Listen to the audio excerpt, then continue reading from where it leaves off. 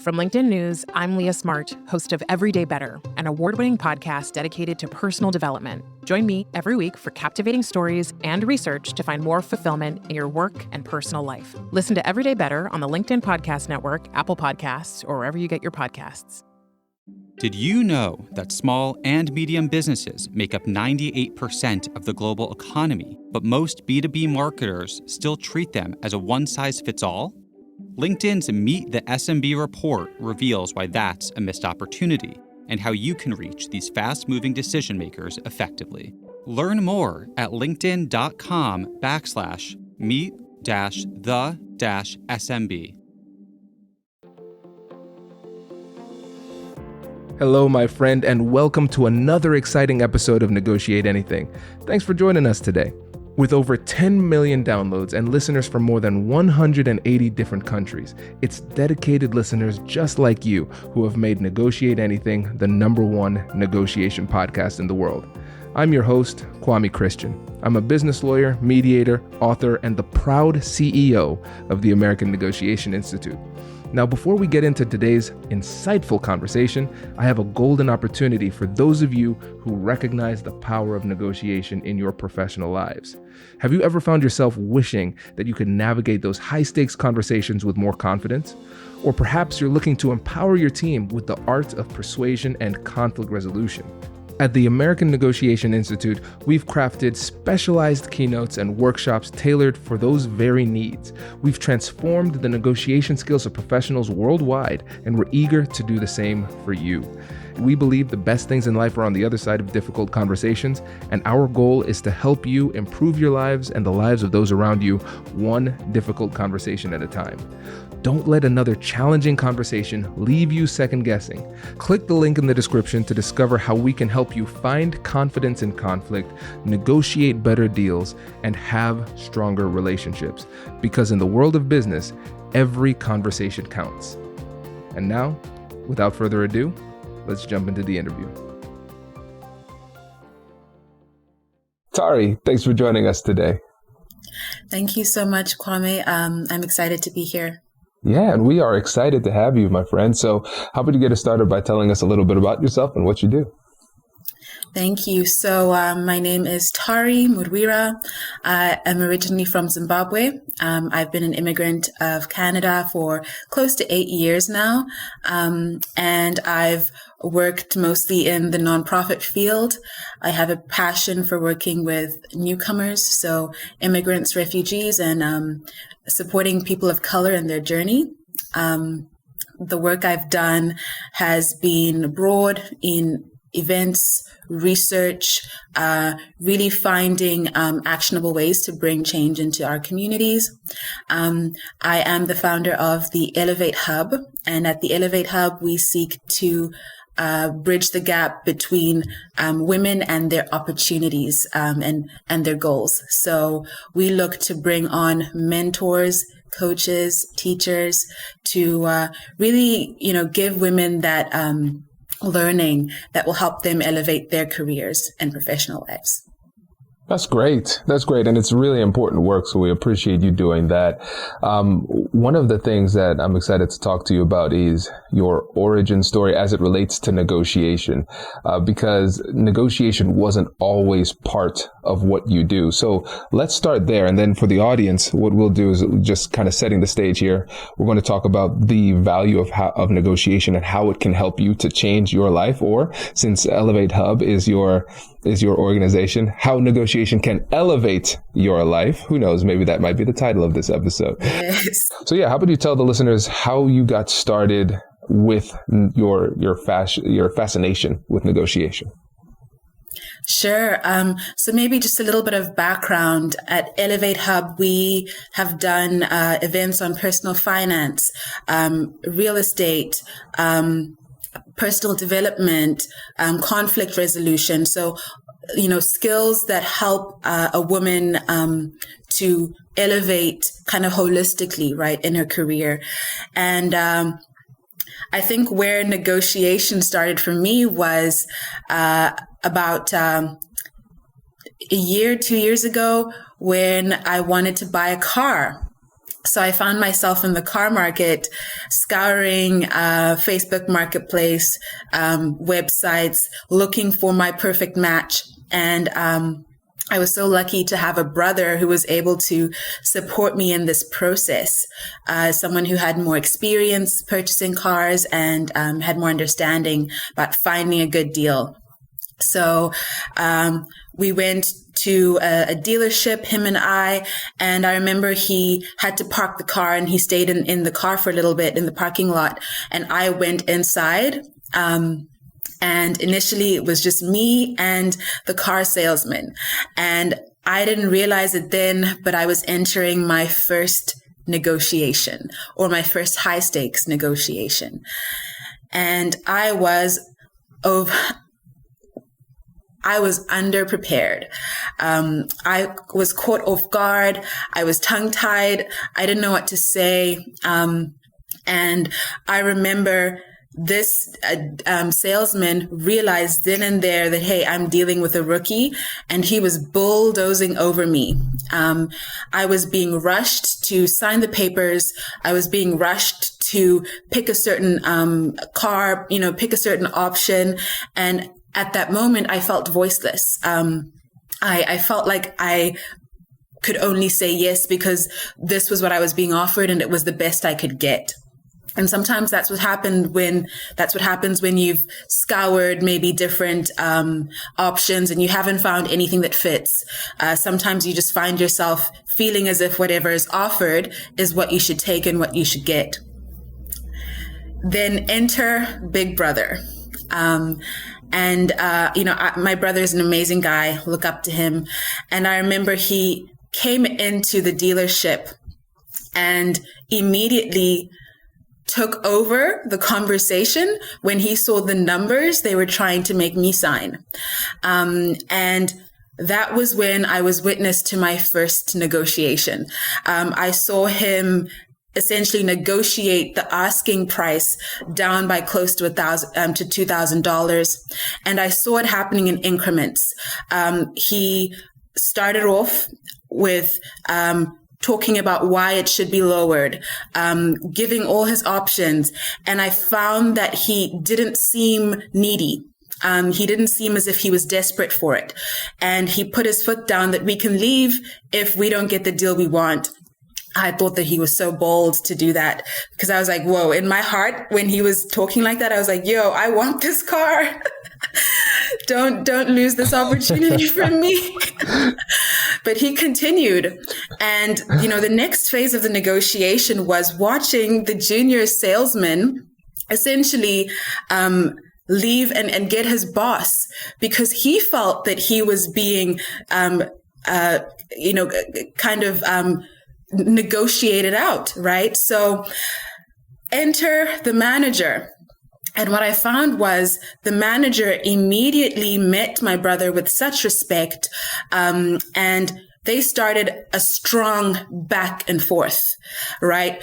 And it was almost as if they were arguing, but it was more so both of them were anchoring, both of them were adamant.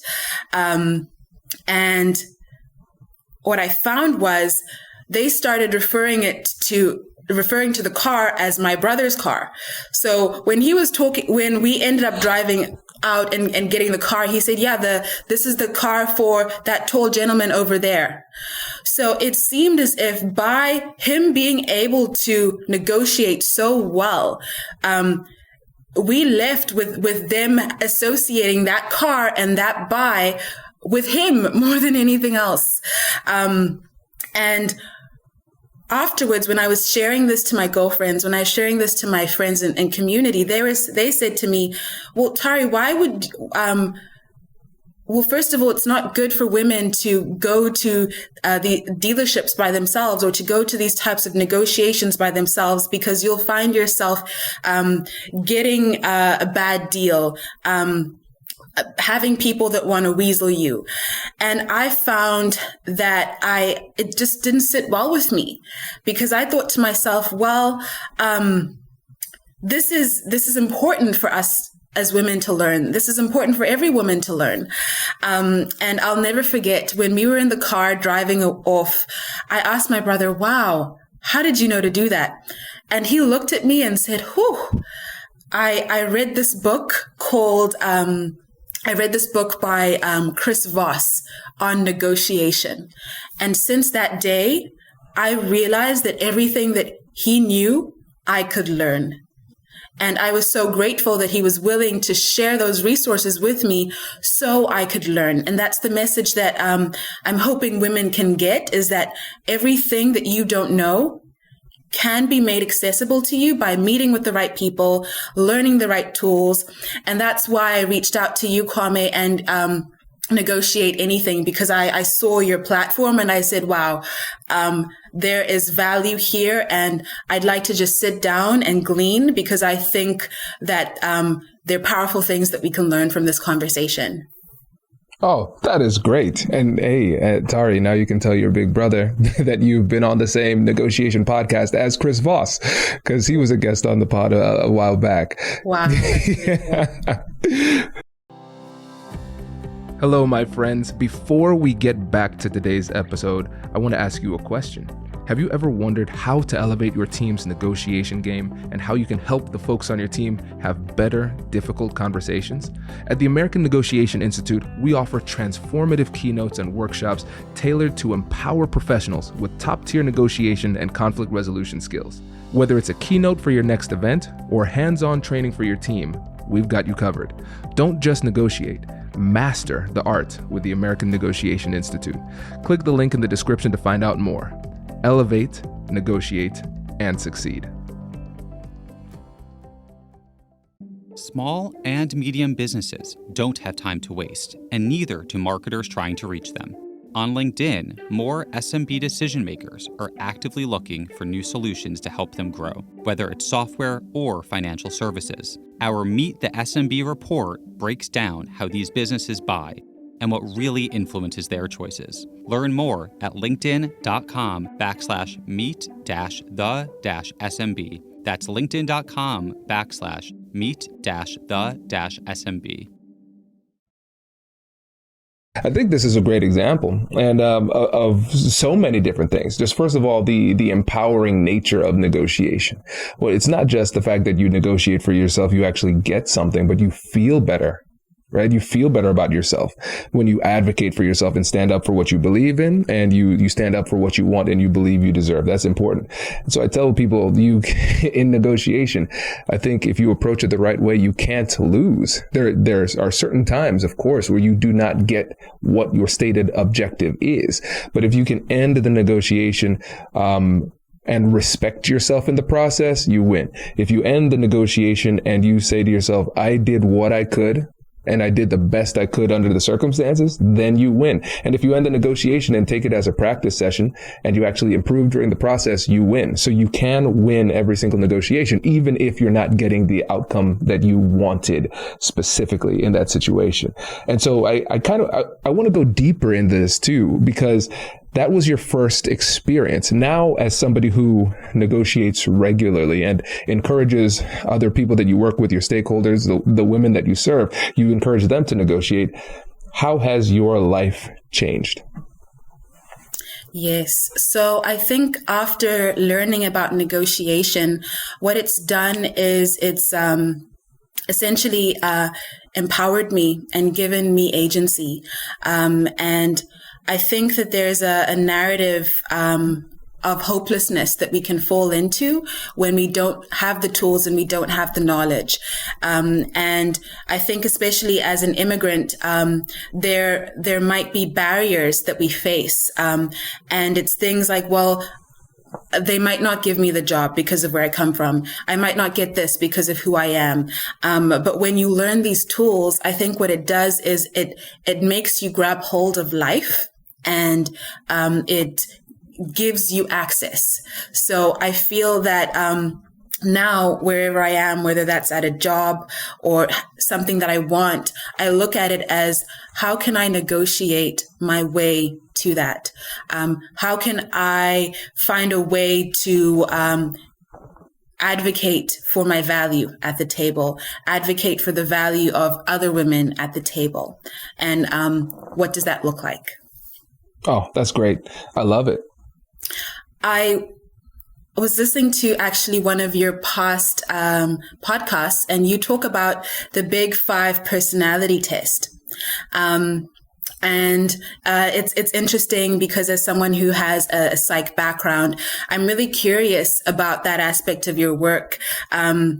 Because I recognize that as women, we actually, our research has shown that women rank higher in terms of agreeableness, and men actually have higher disagreeableness on the converse. And what the research shows is that this is part of why women are paid less, because men are less likely to agree to a price or a value that they're not comfortable with. Because of the agreeableness of women, we are able to put up with a price of a car that is inflated, put up with scenarios or things where we leave with the short end of the stick because we don't necessarily have the awareness of, what negotiation looks like. So I guess my question to you is, how can women navigate this? And, you also talk about being a former people pleaser, and that can oftentimes be in line with agreeableness. So how can we overcome this aspect or this barrier to being effective negotiators? This is really tough, and it's going to take a lot of work, but it's definitely doable. So first, I want to start off by encouraging people that, hey, you can change in order to get the outcomes that you want. That's the first thing. And in my first book, Finding Confidence in Conflict, it was all about overcoming those mental and psychological barriers to success, whatever it happens to be. And for me, when it came to overcoming that people pleaser mentality, I had to figure out where that came from. What was my origin story? What was I telling myself? And then really leaning into that discomfort. What types of interactions are giving me the most stress? What are those, and where does it come from? And so what I started to do was lean into these conversations and create situations where I was forced to have the conversations more frequently. So I'm not saying that I started being combative like unnecessarily. I wasn't going out there trying to cause problems.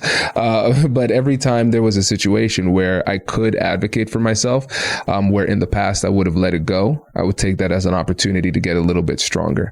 One of the things that I suggested doing was rejection therapy. I got this from a TED Talk. I think it was called 100 Days of Rejection, where an entrepreneur said that he was struggling with the fear of rejection. That was the thing that was holding him back. And I realized that was what it was for me. I was afraid of being rejected and feeling alone like I did when I was younger in my childhood.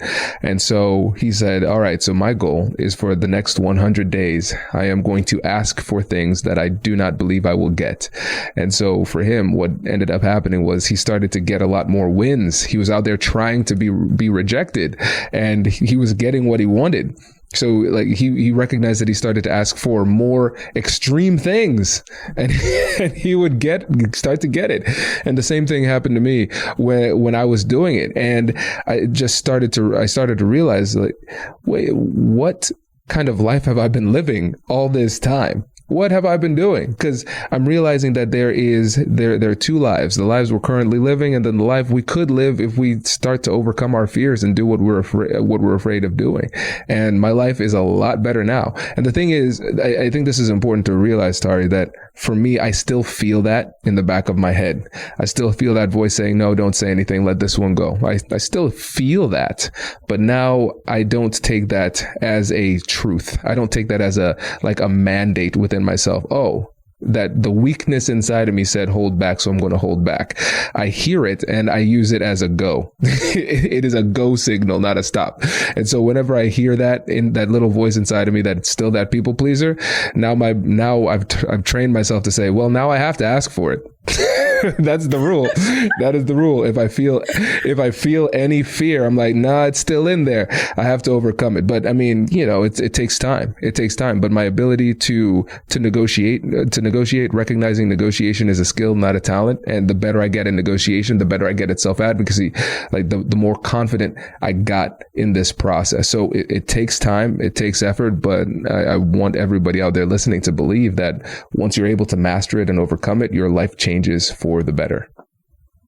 Kwame, I love what you're saying because I think it speaks to, common fear that maybe women may have of looking like the bad guy, seeming to be too aggressive in conversation, because as you know, how women present themselves has a lot of stakes in what they get and how they're seen at the table. And I like the fact that you mentioned that negotiation doesn't mean that you're aggressive. And, I know on the spectrum, there's aggressive communication, there's passive communication, and right in the middle, there's assertive communication, where you're not yelling, you're not in an argument, you're just maintaining your desired value in that conversation. And I think it reminds me of, a little story where, so I had a sibling that was actually cat sitting. They're babysitting a friend's cat. And I visited them. And I remember, curious situation. So the cat... my sibling had like a strong rule that the cat is not allowed on the couch. It's not allowed to jump on the couch if I'm lying or taking a nap on the couch. And I thought this was a super weird rule. And I think in the beginning I was like, well, it's a cat, like just love it. And then I'll never forget, my sibling said, no, if you let it do that, it will disrespect you. You think you're showing it love, but that behavior will continue. I kid you not. When I was over there, my sibling would be lying on the couch. The cat would not jump or disturb it when they were taking a nap. In the middle of the night, if it found me on the couch, it would jump on me and scratch me and do a couple of things. And I think what it taught me was I was the person that was cuddling it, and not asserting any boundaries. And because of that, I mistook that for love, and I missed out on respect. And I saw in a previous podcast that you had where you talked about speaking to your mentor and struggling with kind of the people pleasing aspect, and your mentor telling you, hey, there's a difference between pleasing and respect, because relationship dynamics aren't maintained and aren't improved when there isn't respect. So kind of in that same vein, how can women create boundaries where you are still maintaining that level of corporate respect in the conversation? You want to keep the relationship. You want to be cordial with your boss. You want you and your colleague to have a good relationship, but they're doing or saying something that is against your negotiation terms, that makes you uncomfortable. I think maybe that will be helpful for women that are listening. Yeah, well, I think it starts with this. It starts with self-love and self-respect. And I think a lot of times what ends up happening is that you care more about what other people think and what they feel, more so than you care about what you think and how you feel. And so we have to prioritize ourselves because we can't rely on other people to take care of us. So I think that realization needs to be stated. And so we have to be very clear on what it is that we want and why we want it. And we have the right to advocate for ourselves. And when I think about the distinction between aggressiveness and assertiveness, it comes down to this. Assertiveness is the realization that you have the right to say what you want to say and advocate for the things that you care about. And then at the same time, you recognize that the other person has that exact same right. And so there is an exchange of information through the conversation. And the reality is this, just like the story that you said with the cat, you are training people every day as to how they should treat you. You're training people every day as to how they should treat you. And so if you do not set those boundaries for yourself, people are going to keep on infringing upon your rights and pushing the boundary like, oh, Tari doesn't care about that. Oh, that's great. I'm going to do this then. Oh, she doesn't care about that. Well, great. I'm going to keep on doing this. It's not a problem for her. If it was a problem, she would tell me. But since she didn't tell me, I'm going to assume it's not, and I'm going to keep on taking advantage of the situation. So we have to recognize that it's our responsibility to voice those concerns because we love ourselves, because we care about ourselves, because we respect ourselves. And when we demonstrate that act of self-love to other people, that act of self-respect, then we're teaching people what those boundaries are and the fact that they should respect those boundaries as well. Kwame, thank you for the example that you've just brought up. And I think it segues into my next point, which is to do with intimidation. So perhaps for the woman who feels intimidated to go to the corner office and speak to her boss, to be in that meeting speaking to executives, what tools can you give her and provide her to move past that feeling of intimidation? Yeah, so this one isn't easy either, Tari. So here's the thing. When we think about intimidation, we have to recognize really what it is. Let's break it down to like a psychological level. So intimidation will create it's going to be a different emotional cocktail for different people. Maybe it makes somebody feel afraid.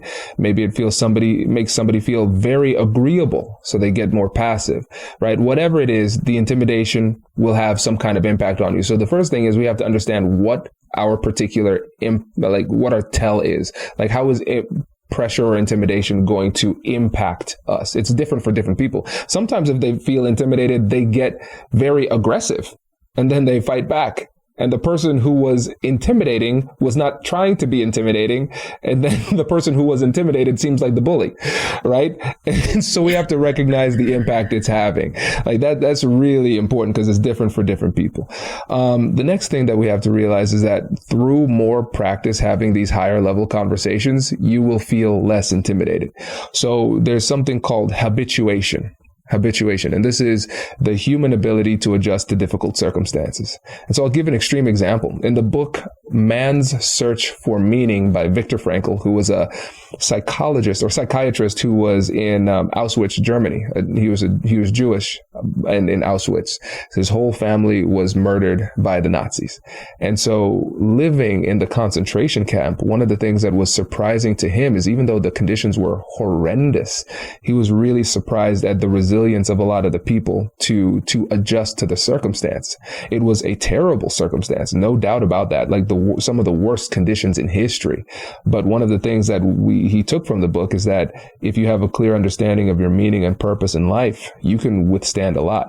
And so let's use another example. So let's say you have moved into a new house. And so your previous apartment was like a 500 square foot apartment and you lived there with 3 people. And now you move into a house where you have a lot of space. You're like, wow, this house is huge. I have a lot of space. This is incredible. And then you live there for 2 years and then the house starts to, feel kind of normal. Starts to maybe even feel small. The house hasn't changed, but your mentality has. You have become less impressed by your circumstances. So whether it's good or bad, humans have an incredible ability to adjust to their circumstances. Now, if you are intimidated by a circumstance, it might be an indication that this is new to you and it still has that awe. You still have that reverence to that situation. And so again, the cure, going back to the exposure therapy, like the rejection therapy, we want to put ourselves in these positions to have these high stakes conversations more frequently. And the more frequently you have them, the less intimidated you will be. The other thing we have to think about is that everybody has their unique source of strength. So if you're afraid or you feel intimidated going to your boss in, the corner office and asking for something, you have to remember that most likely the source of your intimidation is the fact that the boss outranks you. There is power associated with the title. That is often going to be the source of the intimidation. The boss might be a nice person. Might be a really nice, generous person, for example, but you're still intimidated by the title. And so you have to figure out what it is that is your unique source of power. What is your value? Where does your strength come from? Because even though the boss might be the person running the company, you might be the subject matter expert in this particular area. So for me at the American Negotiation Institute, it's exactly in that niche. And so for me at ANI, I am the boss. I'm the owner, so I make all the decisions. I have all the power and authority, but there are several parts of the business that my employees know a lot better than me, and so when they come into the conversation and they talk about the research they've done, they've talked about the clients they've talked to, and they've talked about their experience doing the work that they're doing that I don't have, even though it's my company. That is their source of power. And then I respect that power, and it puts us more on the even playing field during the conversation. So I think it's really those two things, putting yourself in these positions to have the opportunity to have more high level discussions. And then the second thing would be taking some time beforehand in your preparation and figuring out what your unique source of power is. And for the listeners out there who have heard this spiel a lot, I'm going to do it again. Make sure you download those free guides, because if you take the time to download the free guides by going to AmericanNegotiationInstitute.com/guide, you can get access to all of those free guides. And by simply taking the time to prepare, that will make you feel more confident, more empowered, and ready, and less intimidated in your difficult conversations. Yeah, and I definitely do want to plug your resources because I've seen it myself. Your company and organization is so generous with this type of information. And I think that it's so useful for women to tap into. Kwame, you've given so many gems. And I think another question that I had, which kind of segues from our discussion, is I see from your company that you do have a lot of gender diversity. And it's amazing to me to see so many women on your team. As you train them and as you are, providing your group with these skills, what are common pitfalls that you see women fall into when it comes to negotiation? When you're looking at it from a gendered point of view, what are you seeing women do wrong, or things that women should watch out for, which are maybe common pitfalls? I think it's this. When it comes to these difficult conversations, that is a really good question. Let me think through my response. Let me explain the hesitation here. And Simone, don't edit this. I want people to feel the hesitation. So as I'm thinking through this, first thing is I don't want to come off as mansplaining. Like, oh, Kwame, know-it-all man coming in and telling us what to do. No, I don't want that. I don't want to give that vibe. That's not where this is coming from. Yeah. I'm trying to think to the people, like the people who are on my team, because let's talk about bias here. Bias often comes from experience, like your lived experience. And so what's interesting and what's causing this hesitation is because there's a dichotomy between the research that I've studied as it relates to negotiation, as it relates to gender dynamics in negotiation, and what I have experienced in my time being a negotiation expert. Because like you said, the majority of people on my team are women. And they're all great negotiators, very strong negotiators. And so I think what has happened in a lot of these cases is that they have overcome what is often a self-fulfilling prophecy, where they believe that, hey, I can do this. And so they do. I'll give you actually a sneak peek, Tari. I think you'd like this. In my next book, How to Have Difficult Conversations About Race, I introduce a concept that I have kept private for a long time, but because it sounds weird, but we'll see. You tell me what you think. I call it a helpful fiction. A helpful fiction. It's something that I know is not true, but I choose to believe it anyway because it helps me. Right. And so one of the helpful fictions that I have is that now, because of how much time I've put into this, I believe that I can negotiate, communicate with, and persuade anybody I talk to. I know I can. That's my belief. Now, is that necessarily true? There might be somebody who just shuts down and doesn't talk to me. That's true, but I choose to believe otherwise. And that leads to behaviors that are more empowering, right? Because since I choose to believe that, it puts me in a position to where I will take those actions that put me in the best position to succeed, because I'm focused on what it takes to succeed instead of saying, oh, because I'm a black man, or because I am a man, whatever the self-fulfilling prophecy might be, because I am who I am, or because they are who they are, they will not listen to me. They won't respect me, those type of things. I instead choose to believe the helpful fiction. No, I can win every negotiation. No, everybody loves me. I can communicate with anybody. And then it makes it more likely for that to be the case. I think kind of an overarching takeaway I'm getting from what you're saying is that it's not about ability, it's about practice.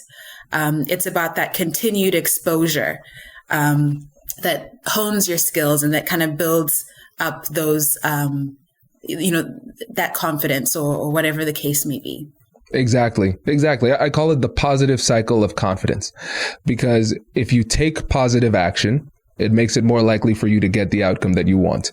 Once you get the outcome that you want, you feel more confident. And confidence is an emotion that leads you to take positive action. So you take more action, right? And so the flywheel keeps on turning. And so that's the positive cycle of confidence. But it starts with action. It starts with belief, and then you take the action, and then good things happen because of it. That's really what it comes down to. Yes. What would you say, for example, for personality types? And I love that you speak about this in your work, because, we have people that are quiet or naturally loud, naturally direct or more challenging. What pitfalls are you seeing on both spectrums, where you have your introverts during negotiation and you also have your extroverts? And I know you also talk about how introverts, being introverted is actually a pro. It's actually a skill when it comes to negotiation, which was very interesting for me to hear. Yeah. And if you identify as an introvert, we have a free introvert's guide to negotiation that you should check out at our website. But yeah, this is really important. I think it's important in terms of self-reflection, understanding yourself, self-awareness. What is my personality type? When we think about the big 5 personality types, we have openness to experience, conscientiousness, extroversion, agreeableness, and neuroticism. And everybody's going to be on a spectrum on each of these 5 dimensions. So where do we sit there? It's important to know that, because there'll be different ways that you approach the conversation that might feel more natural to you. The other thing is, once we recognize what our personality type is, we're going to recognize a couple of things. First, we're going to realize that there are going to be some pros, like you said, and there are going to be some cons under certain circumstances. And so once you recognize that, you'll be able to make better reads, because there's a difference between facts and feelings, but in the moment, they feel the same way. And so you might say to yourself, nah, I don't want to, I'm not going to push it. I don't want to do that. But if you recognize, oh, I'm higher on the agreeableness side of the spectrum, that might not be a legit read. That might not be a true analysis. That might just be my feeling because I'm more agreeable. And so in those moments when it's time to say yes or no and agree, somebody who's more agreeable should probably slow down the decision-making process, because in that moment, they'll probably feel pressure to agree. Yes. So when you feel yourself trying to just agree or come to that mutual point, you're saying kind of hold back, take some more time. Exactly. And so for me, a lot of times, because I still, like I said, I still have that people pleaser inside me. If it's a really heavy conversation, my rule is I don't make a decision in that call, in that meeting, whatever it happens to be. I'll gather the information. I'll think it through. I'll talk to colleagues to make sure I'm reading it the right way. And then I'll make my decision the next day or later that day. Now, let's say you're somebody who's more extroverted. And so somebody's talking and you say, no, I need to say something right now. You hear that voice. No, I got to jump in right now. I got to tell them everything. It's like, to say something. Yeah. So it's like, is that the right thing for me to do right now? Or is that, my personality type kind of pushing me to do that? So I think the more self-awareness you have, the more you'll be able to understand the different pulls that you feel during the conversation. And also recognize this too. Like one of my good friends, Beth Buelow, who had her podcast used to be called, or still is called, the Introvert Entrepreneur, and she has a book by the same title. She's like, yeah, I am an introvert, but I recognize that sometimes I need to extrovert. She uses the term extrovert as a verb. So she says there will be times where I need to muster up more energy to be more extroverted in that moment. So you can step outside of your personality for strategic purposes. You just have to understand it'll probably take more effort. So for her as an introvert, speaking up more would take more effort. For somebody who's more extroverted, showing restraint would actually take more effort. But the more you know yourself, the more you'll understand those pressures that you're feeling during the conversation. I love what you're saying because it's about mastering your personality. You don't have to become someone else. You don't have to become Chris Voss. You can still navigate a successful negotiation with your personality traits, which I love. And Kwame, it's interesting because I have a lawyer friend, and I remember, curious conversation a while back. He was telling me that he will see men in this industry riling women up to get that emotionality so that they're able to, they kind of fall into that pitfall of not processing information properly. What types of tools would you suggest for that kind of emotional side? If you are someone who maybe does get emotional when things get heated, what would you suggest to kind of maintain level during negotiations? That's a really interesting. Let's actually break down what your friend said, because that's fascinating, because it shows two things. So I think somebody could listen to that and have the takeaway of, oh, women are more emotional. Or they could have the takeaway of men have biases against women and they assume that women are more emotional. So they do things in order to trigger emotionality, when in fact, those things that they did would trigger emotionality in any human. So for instance, if the person says, that's a woman, I am going to say things that are like a little bit offensive. I'm going to push them really hard and be really aggressive in order for them to get emotional. It becomes a self-fulfilling prophecy. You see how she responded to that? They're emotional. That's what women are. Women are emotional. But if that same person were to do that same thing to a man and treat that man with the same level of disrespect, that man too would get emotional under the circumstances, right? And so it's an interesting thing, And so again, it goes back to those self-fulfilling prophecies and the biases that go into these conversations. But in general, when it comes down to how you handle yourself under duress, there are a couple of things. Because again, we have to go back to the personality traits. Some people, it doesn't get them going. I'm just not going to be emotional. And the thing is, with these personality traits, you see this from infancy. So I have a son who's 6. I have another son who is 9 months old. Kai, who's my 6-year-old, he was always more emotional. Even when he was a baby, a little bit more temperamental. And as he started to get more, like a little bit older as a toddler, you could tell he was very intense. But Dominic is so chill. You cannot shake this boy. The only reason he cries is because I'm hungry. No, I don't want to be put down. You know exactly what it is. He's like, I'm alerting you of my needs, and then I will stop immediately and I'll smile at you. So you can't bother him, right? It's just a personality distinction between the two. And so I think what you have to do, again, it comes down to self-awareness, understanding what bothers you, your personal tells, and then understanding what you typically do under pressure and whether or not that serves you in this situation. Because if what happens is your negotiation abilities go down under duress, which often happens, you have to figure out one of two things. Number one, how to lower that level of emotionality in the moment. And number two, whether or not you are capable of negotiating effectively in this moment, because sometimes the best strategic move for you to do is to end the conversation and try it another time. And I don't think enough people take option number two, so I think it really comes down to that. I know for me, there are a couple of things that I do to try to stay calm in the moment. A couple of them are kind of meditative. And the other one is going to be weird, but stay with me. So what I would do is I'd focus on my toes and I'd squinch my toes up, like make little toe fists. And the reason why I do that is because it helps to ground me, because I feel that sensation and it takes me out of my head a little bit. Same with writing notes. It's that tactile sensation. A lot of times I'm not even writing anything. I'm just taking the time to slow down, focus on my breathing, and then center myself. The other thing that I do, and I've noticed that when I get emotional, I lose every piece of advice that I tell people in this podcast. I'm like, why did I do that? I'm like a crazy person. I know better, you know? And yeah. And so this is the weird part, Tari. What I say is like, if I was somebody else and I was actually being their negotiation coach in this moment, what would I tell this person in that moment? And it helps me to step back and realize, oh yeah, you were off. You were not thinking straight. And it takes, it's a hit on the ego, because I like to think, oh yeah, man, Kwame, I'm chill. I'm always chill. That's not true. That's not true. And so when I'm humble enough to accept, Kwame, you're not thinking straight.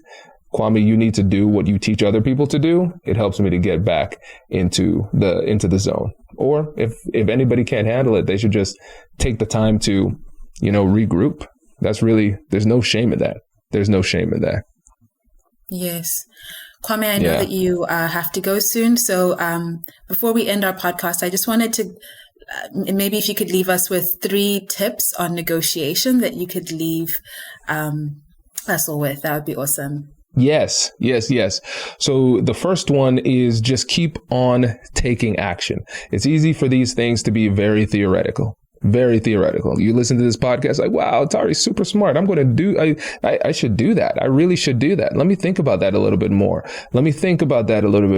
Then next week. Yeah, man, still thinking. Stop thinking, just do something. You have to, you at some point need to put these things into action. It doesn't matter. Negotiation, that is a noun, but negotiating is a verb. And that's what you need to be doing. It doesn't matter if you get it, if you don't do it, right? That's the first thing. The next thing is I'll blend the last 2 tips into one. There are only 2 things that you need to do in order to become a better negotiator. Just 2.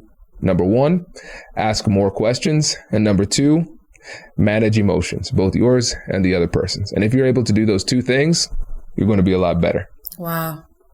Thank you so much, Kwame. Negotiation is everything. It's everything from negotiating finances with your spouse, negotiating with your kids, a work contract. So I appreciate how practical these skills are, and really thank you for your time in speaking to us at the Ellevate Hub. We really appreciate the work that you're doing. Yeah, it's our pleasure. Congratulations! You've just joined an elite club. By listening to a full episode, you're now officially on the Negotiate Anything team. So welcome aboard. What most team members do is they subscribe to the podcast because that allows them to automatically get the latest episodes of the show. The best things in life lie on the other side of difficult conversations. Keep learning, keep practicing, and keep getting better. Your relationships will improve, your career will soar, and you'll have the confidence you need to get the most out of these crucial conversations. Again, thank you for joining the team. We're excited to have you, and I will see you in the next episode. I'll catch you later.